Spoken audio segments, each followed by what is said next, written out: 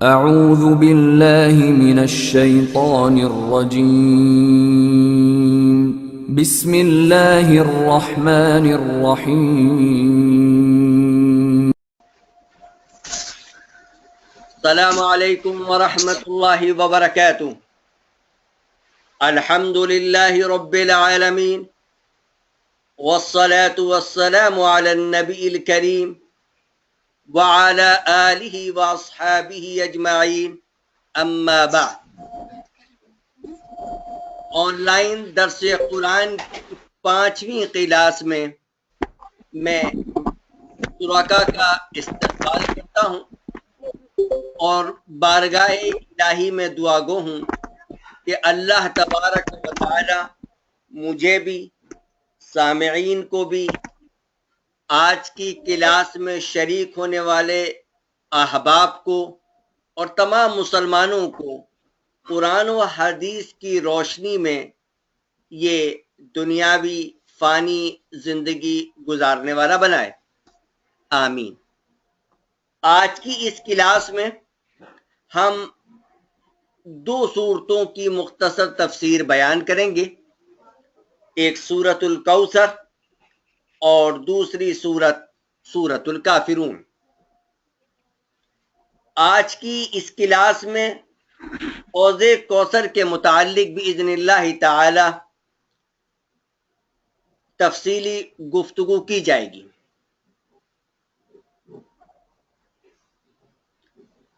اعوذ باللہ من الشیطان الرجیم، بسم اللہ الرحمن الرحیم۔ انا اعطیناک الکوثر فصل لربک وانحر ان شانئک هو الابتر۔ اس مختصر سی سورت کا ترجمہ پیش خدمت ہے۔ اللہ تبارک و تعالی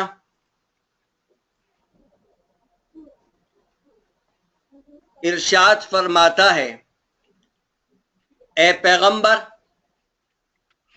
یقین جانو ہم نے تمہیں کوثر عطا کر دی ہے۔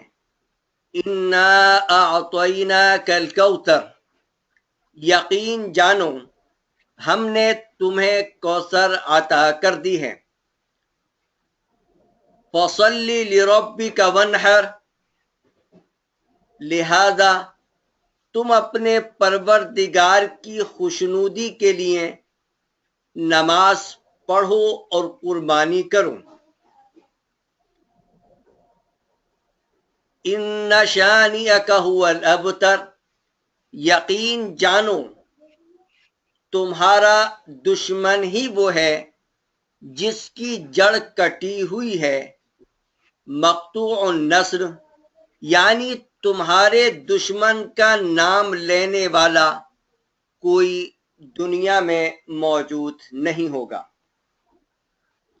اس چھوٹی سی سورت کا آسان ترجمہ دوبارہ ملاحظہ فرمائیں۔ انا اعطیناک الکوثر، اے پیغمبر یقین جانو ہم نے تمہیں کوثر عطا کر دی ہے۔ فصل لربک وانحر، لہذا تم اپنے پروردگار اللہ رب العزت کی خوشنودی اور اس کی رضامندی کے لیے نماز پڑھو اور قربانی کرو۔ ان شانئک هو الابتر، یقین جانو تمہارا دشمن ہی وہ ہے جس کی جڑ کٹی ہوئی ہے، مقطوع النسل، یعنی تمہارے دشمن کا نام لینے والا دنیا میں کوئی موجود نہیں ہوگا۔ شان نزول، یعنی یہ سورت کب اور کس موقع پر نازل ہوئی۔ خواتین و حضرات، جس وقت حضور اکرم صلی اللہ علیہ وسلم کے صاحبزادے حضرت قاسم رضی اللہ عنہ کا بچپن میں انتقال ہوا تو کفار مکہ خاص کر عاص بن وائل آپ کو ابتر کہہ کر تانا دینے لگا۔ ابتر کا مطلب جس کی نسل آگے نہ چلے، مقطوع النسل، یعنی جس کا کوئی لڑکا نہ ہو۔ یعنی جس وقت حضور اکرم صلی اللہ علیہ وسلم کے صاحبزادے حضرت قاسم رضی اللہ عنہ کا انتقال ہوا تو کفار مکہ نے ان میں سے ایک نام خاص طور پہ قابل ذکر ہے، عاص بن وائل کا، اس نے آپ کو ابتر کہا، یعنی نبی پاک صلی اللہ علیہ وسلم کی نسل آگے نہیں چلے گی۔ اس پر یعنی کفار مکہ کے طعنہ دینے پر اللہ تعالی نے اپنے حبیب کے اطمینان کے لیے یہ سورت الکوثر نازل فرمائی کہ آپ کو تو اللہ تعالی نے ایک ایسی عظیم نعمت سے نوازا ہے جو کسی نبی یا رسول کو بھی نہیں عطا کی گئی، یعنی حوض کوثر۔ آپ کا نام لینے والے اور آپ کے دین پر عمل کرنے والے دو چار لوگ نہیں، لا تعداد لوگ ہوں گے، یعنی اتنے لوگ آپ کے دین پر چلنے والے ہوں گے، اتنے لوگ آپ کا نام لینے والے ہوں گے کہ ان کا شمار بھی نہیں کیا جا سکتا۔ ابتر تو تمہارا دشمن ہے جس کا نام لینے والا بھی کوئی موجود نہیں ہوگا۔ چنانچہ ایسا ہی ہوا کہ آپ صلی اللہ علیہ وسلم کی قیمتی زندگی کا ایک ایک لمحہ کتابوں میں محفوظ ہے۔ آپ صلی اللہ علیہ وسلم کی ایک ایک سنت آج تک زندہ ہے۔ آپ کا نام لینے والے اور آپ کی سنتوں پر مر مٹنے والے بے شمار لوگ دنیا میں موجود ہیں اور انشاءاللہ رہیں گے۔ طعنہ دینے والے کو کوئی جانتا بھی نہیں، اور اگر کوئی تذکرہ بھی کرتا ہے تو برائی کے ساتھ۔ خلاصہ کلام یہ ہے کہ نبی پاک صلی اللہ علیہ وسلم کے صاحبزادے حضرت قاسم رضی اللہ تعالیٰ عنہ کے انتقال پر کفار مکہ نے آپ کو ابتر کہا، یعنی اب آپ کی نسل نہیں چلے گی، یہ طعنہ آپ کو دیا گیا۔ تو اللہ تبارک و تعالی نے اپنے حبیب کے اطمینان کے لیے یہ سورت الکوثر نازل فرمائی، جس میں یہ ذکر کیا گیا کہ آپ کو ایک بڑی عظیم نعمت حوض کوثر عطا کی گئی ہے، اور آپ کی نسل چلے گی، آپ کے ماننے والے قیامت تک رہیں گے، اتنی بڑی تعداد میں لوگ رہیں گے کہ آپ ان کو شمار بھی نہیں کر سکتے۔ چنانچہ ایسا ہی ہوا۔ خواتین و حضرات، اللہ تعالی نے حضور اکرم صلی اللہ علیہ وسلم کے ذکر مبارک کو کیسا عالی ببلند مقام عطا فرمایا کہ 1400 سال گزرنے کے بعد بھی دنیا کے چپے چپے پر ہر لمحہ اللہ تعالی کی بڑائی کے ساتھ نبی اکرم صلی اللہ علیہ وسلم کا نام مبارک مسجدوں کے میناروں سے پکارا جاتا ہے۔ اللہ تعالی کی وحدانیت کی شہادت کے ساتھ نبی اکرم صلی اللہ علیہ وسلم کے رسول ہونے کی شہادت دی جاتی ہے۔ کوئی شخص اس وقت تک مومن نہیں ہو سکتا جب تک وہ اللہ کی وحدانیت کے اقرار کے ساتھ محمد مصطفیٰ صلی اللہ علیہ وسلم کو اپنا نبی اور رسول تسلیم نہ کر لے۔ کوئی ایک سیکنڈ بھی ایسا نہیں گزرتا جس میں نبی پاک صلی اللہ علیہ وسلم پر درود و سلام نہ بھیجا جاتا ہو۔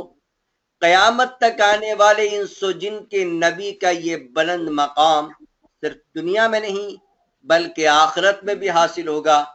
چنانچہ آخرت میں آپ صلی اللہ علیہ وسلم کو شفاعت کبریٰ کا مقام محمود حاصل ہوگا، جس کے ذریعے کل قیامت کے دن آپ صلی اللہ علیہ وسلم لوگوں کی شفاعت فرمائیں گے۔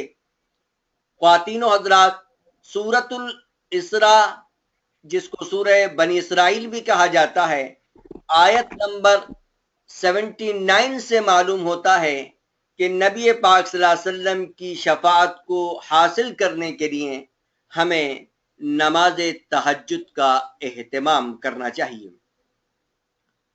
آپ صلی اللہ علیہ وسلم کی نسل، نبی پاک صلی اللہ علیہ وسلم کی ساری اولاد آپ صلی اللہ علیہ وسلم کی پہلی بیوی حضرت خدیجہ رضی اللہ عنہا سے مکہ مکرمہ میں پیدا ہوئی، سوائے آپ کے بیٹے حضرت ابراہیم رضی اللہ عنہ کے، وہ حضرت ماریہ قبطیہ رضی اللہ عنہا سے مدینہ منورہ میں پیدا ہوئے۔ حضرت خدیجہ رضی اللہ عنہا کی عمر نکاح کے وقت 40 سال تھی، یعنی حضرت خدیجہ آپ صلی اللہ علیہ وسلم سے عمر میں 15 سال بڑی تھیں۔ نیز وہ نبی پاک صلی اللہ علیہ وسلم کے ساتھ نکاح کرنے سے پہلے 2 شادیاں کر چکی تھیں اور ان کے پہلے شوہروں سے بچے بھی تھے۔ جب نبی پاک صلی اللہ علیہ وسلم کی عمر مبارک 50 سال کی ہوئی تو حضرت خدیجہ رضی اللہ تعالی عنہا کا انتقال ہو گیا۔ اس طرح نبی پاک صلی اللہ علیہ وسلم نے اپنی پوری جوانی یعنی 25 سے 50 سال کی عمر صرف ایک بیوہ عورت حضرت خدیجہ رضی اللہ عنہا کے ساتھ گزار دی۔ آپ صلی اللہ علیہ وسلم کے 3 بیٹے تھے، حضرت قاسم، حضرت عبداللہ اور حضرت ابراہیم۔ نبی پاک صلی اللہ علیہ وسلم کی 4 بیٹیاں تھیں، حضرت زینب، حضرت رقیہ، حضرت ام کلثوم اور حضرت فاطمہ زہرا رضی اللہ عنہا۔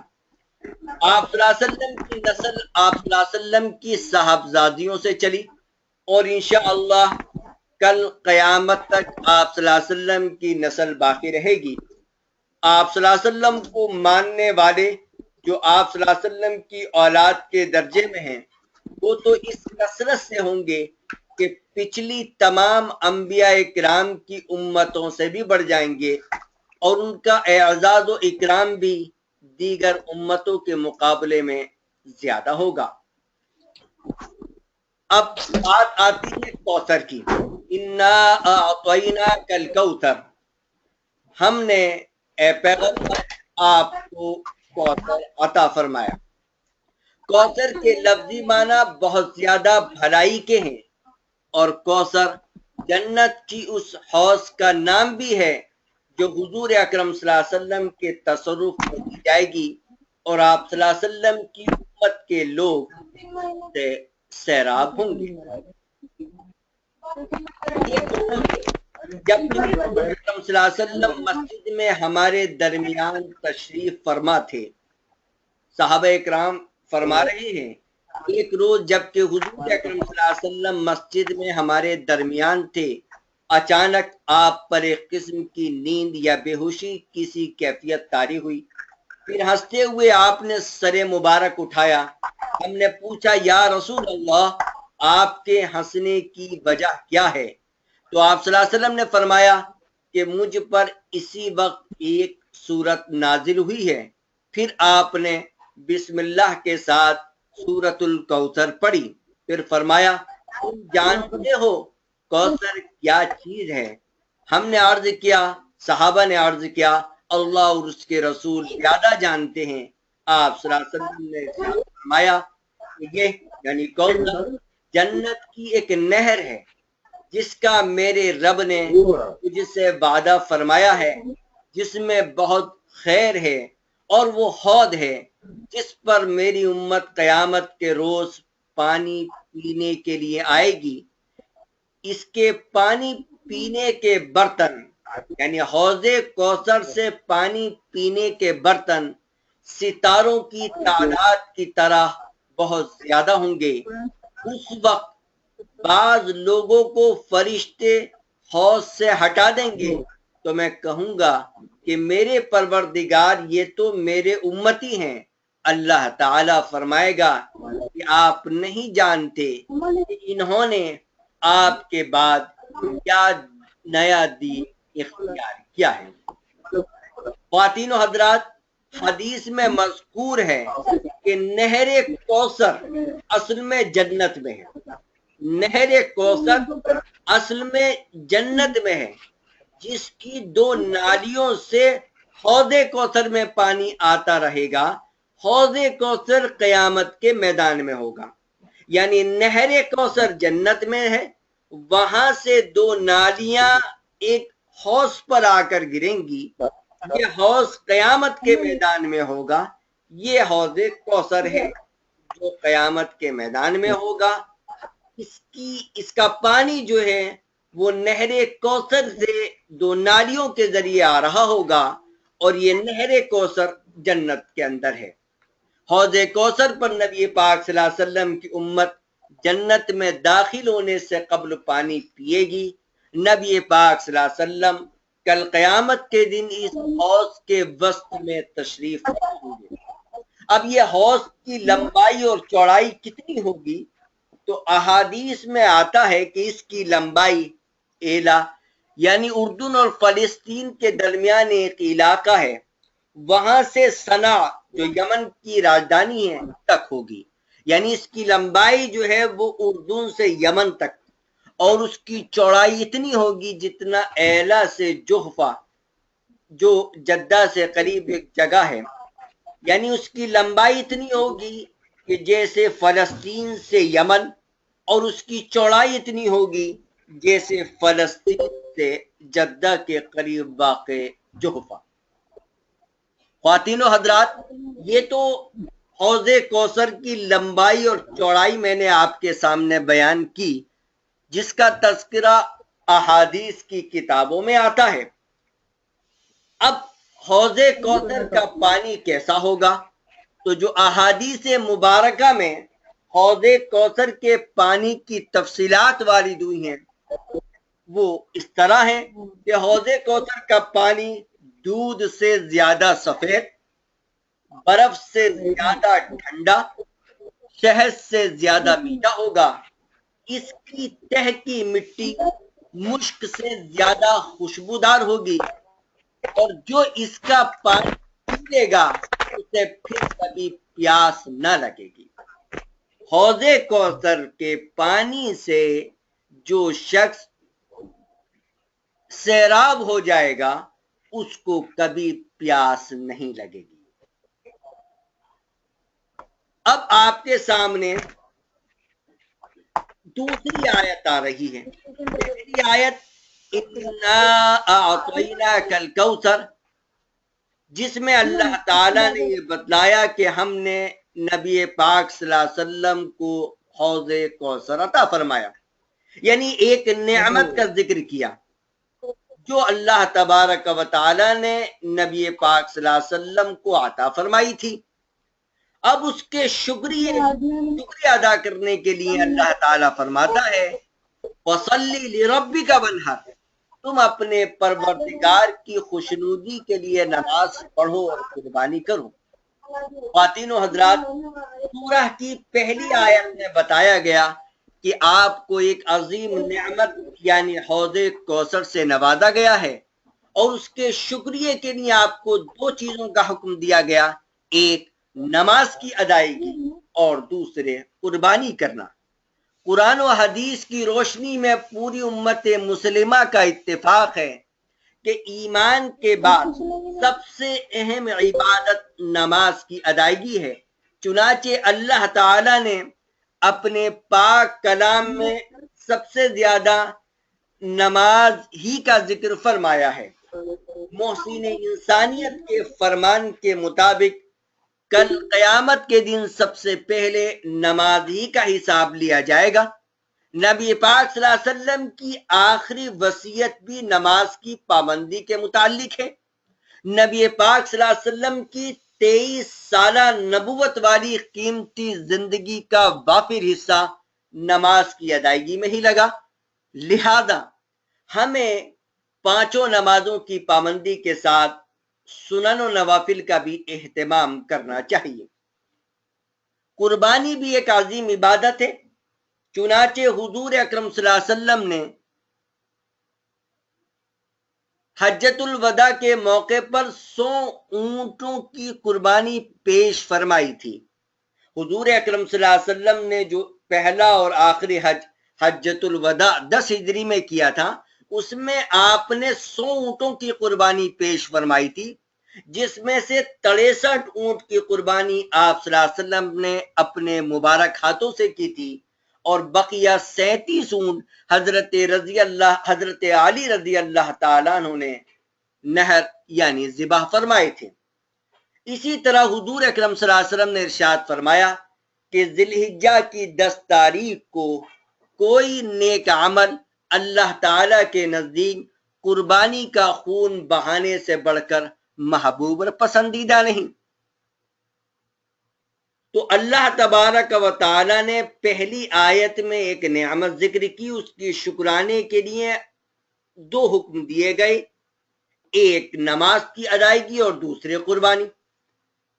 قرآن کریم کی دوسری آیت میں بھی نماز کے ساتھ قربانی کا ذکر کیا گیا ہے۔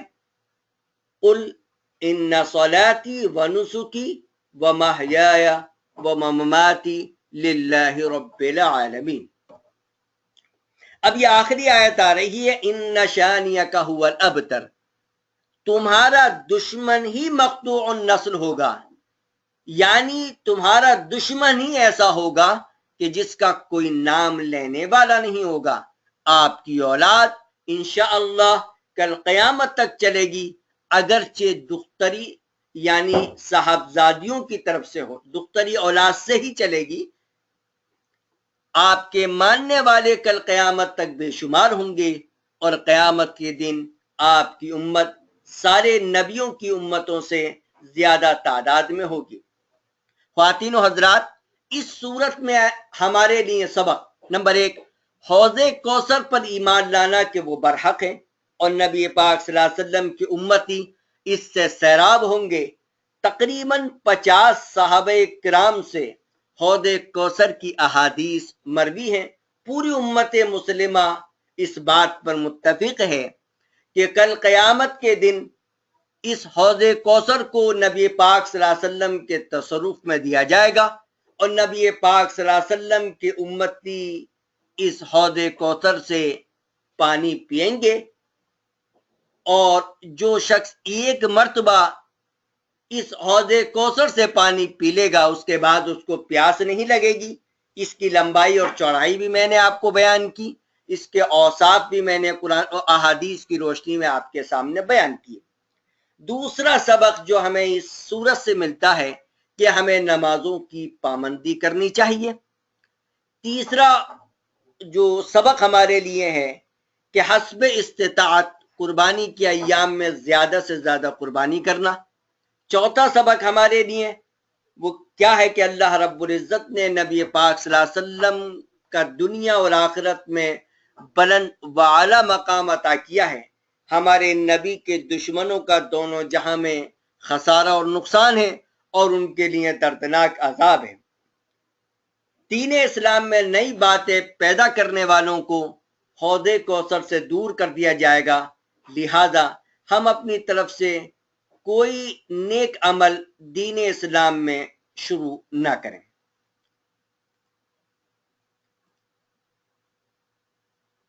ابھی آپ کے سامنے سورۃ الکوثر کی مختصر تفسیر بیان کی گئی، آئیے اب سورۃ الکافرون کی مختصر تفسیر سماعت فرمائیں۔ یہ آپ کے سامنے سورۃ الکافرون ہے، جس کی 6 آیتیں ہیں، جن کا ترجمہ پیش خدمت ہے۔ تم کہہ دو کہ اے حق کا انکار کرنے والوں، میں ان چیزوں کی عبادت نہیں کرتا جن کی تم عبادت کرتے ہو، اور تم اس کی عبادت نہیں کرتے جس کی میں عبادت کرتا ہوں، اور نہ میں آئندہ اس کی عبادت کرنے والا ہوں جس کی عبادت تم کرتے ہو، اور نہ تم اس کی عبادت کرنے والے ہو جس کی میں عبادت کرتا ہوں۔ تمہارے لیے تمہارا دین اور میرے لیے میرا دین۔ یہ سورہ کافرون ہے۔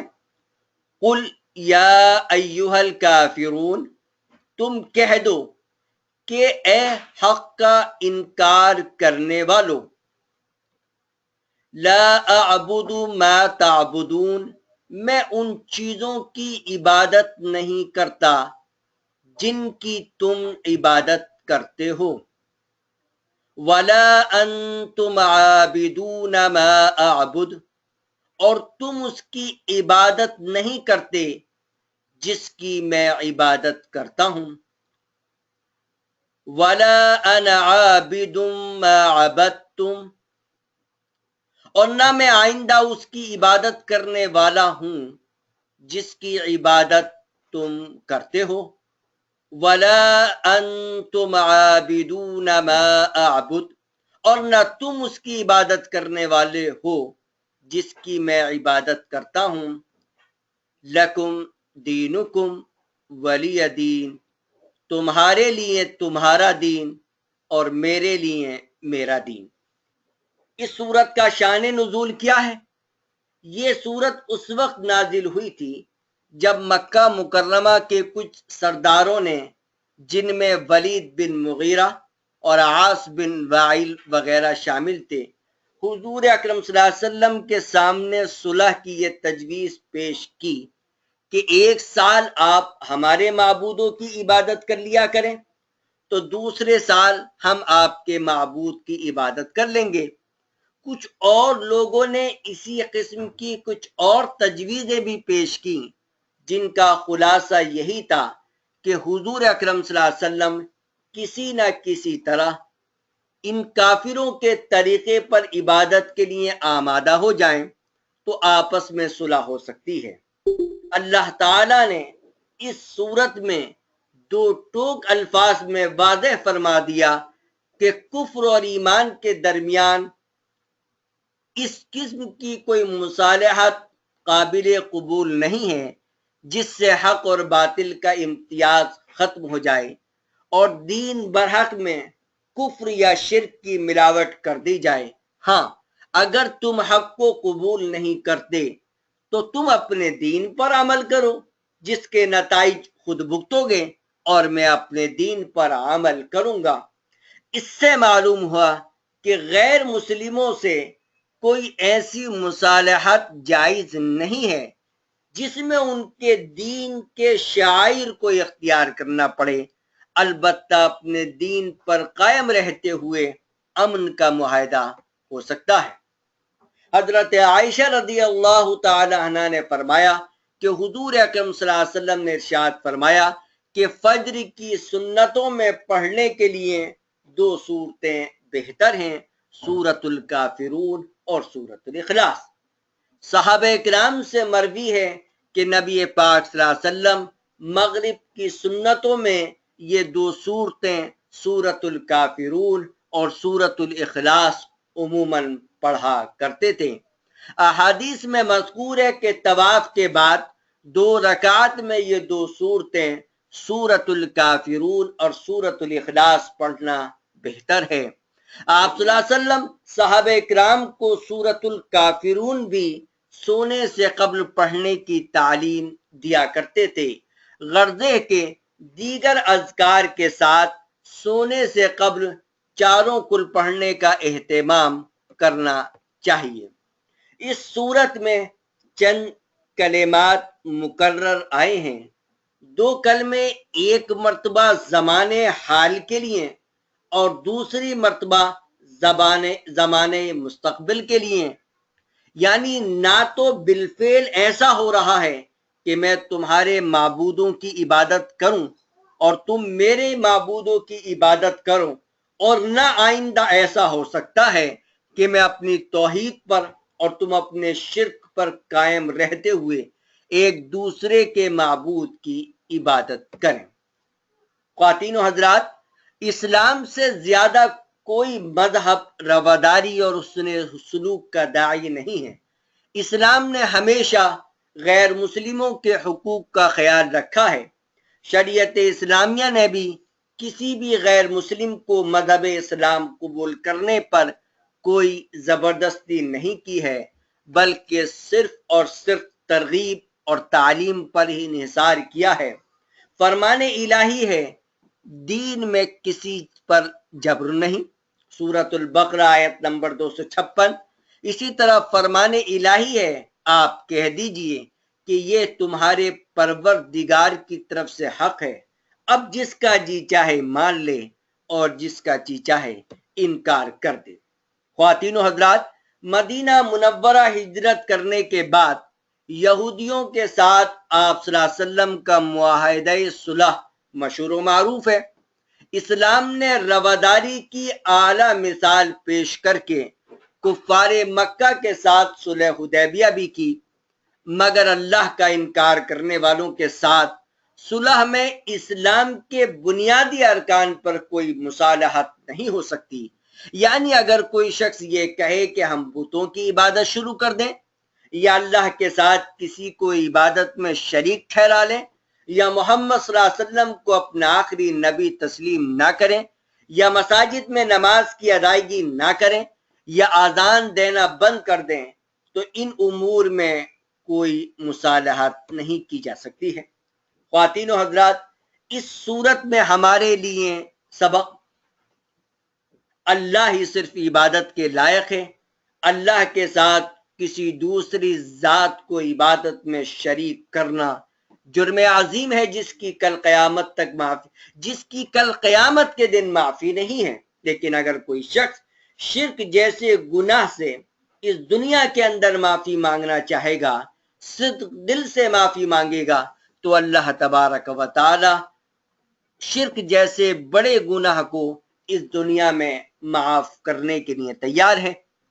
خواتین و حضرات، دیگر مذاہب کے ماننے والوں کے ساتھ قرآن و حدیث کے فیصلے کے خلاف کوئی مصالحت نہیں ہو سکتی ہے۔ ہندوستانی حکومت اگر ہندوستانی مسلمانوں سے یہ کہے کہ وہ قرآن و حدیث پر عمل نہ کرے، تو یہ کسی بھی حال میں برداشت نہیں کیا جا سکتا۔ ہم قرآن و حدیث کی روشنی میں ہی اپنی زندگی گزار سکتے ہیں۔ ہم قرآن و حدیث کے حکم کو بدلنے کا اختیار ہی نہیں رکھتے ہیں۔ یعنی اگر سارے ہندوستان کے مسلمان مل کر بھی اگر قرآن و حدیث کے حکم کو بدلنا چاہیں، تو قرآن و حدیث کا حکم بدلا نہیں جا سکتا۔ کل قیامت تک کے لیے یہ قرآن و حدیث کا حکم آیا ہے، اس کوئی طاقت نہیں ہے کہ اس حکم کو بدل سکے۔ خواتین و حضرات، صرف اس نوعیت کی صلح کی جا سکتی ہے کہ غیر اسلامی ممالک میں دیگر قومیں اپنے مذہب کے اعتبار سے زندگی گزاریں اور ہم قرآن و حدیث کی روشنی میں زندگی گزاریں، البتہ حکمت اور مصلحت کے ساتھ اپنے قول و عمل سے ان کو دین اسلام کی دعوت دیتے رہیں۔ خواتین و حضرات، آج آپ کے سامنے دو مختصر صورتوں کی مختصر تفسیر آپ کے سامنے بیان کی گئی، ایک سورۃ الکوثر اور سورۃ الکافرون۔ اب اس کے متعلق اگر کوئی سوال ہو تو پیش فرمائیں، میں جواب دینے کے لیے حاضر خدمت ہوں۔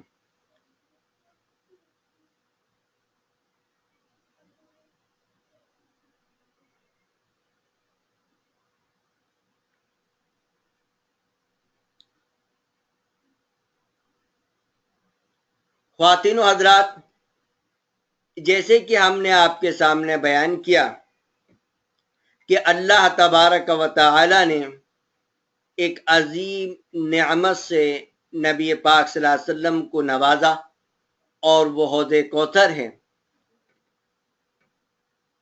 جس کی لمبائی اور چڑھائی بھی آپ کے سامنے احادیث کی روشنی میں بیان کی گئی، جس کے اوصاف بھی بیان کیے گئے، جس کے متعلق آپ کے سامنے یہ بیان کیا گیا کہ اس حوض سے نبی پاک صلی اللہ علیہ وسلم کی امت سیراب ہوگی، اس حوض کے وسط میں کل قیامت کے دن نبی پاک صلی اللہ علیہ وسلم تشریف فرما ہوں گے۔ یہ بھی آپ کے سامنے احادیث کی روشنی میں بیان کیا گیا کہ کچھ لوگ حوض کی طرف آگے بڑھ رہے ہوں گے تو ان کو روک دیا جائے گا۔ نبی پاک صلی اللہ علیہ وسلم کہیں گے کہ یہ تو میرے امتی ہیں، جس پر آپ سے کہا جائے گا کہ ان لوگوں نے آپ کی وفات کے بعد نئی نئی چیزیں دین میں شامل کر لی تھیں، تو دین میں نئی نئی چیزیں شامل کرنے کی وجہ سے ان کو حوض کوثر سے روک دیا جائے گا۔ اللہ تبارک و تعالی مجھے بھی اور آپ کو بھی اور تمام مسلمانوں کو قرآن و حدیث کی روشنی میں زندگی گزارنے والا بنائے۔ السلام علیکم ورحمۃ اللہ۔ اعوذ باللہ من الشیطان الرجیم۔ ادع إلى سبيل ربك بالحكمة والموعظة الحسنة وجادلهم بالتي هي أحسن إن ربك هو أعلم بمن ضل عن سبيله وهو أعلم بالمهتدين ادع إلى سبيل ربك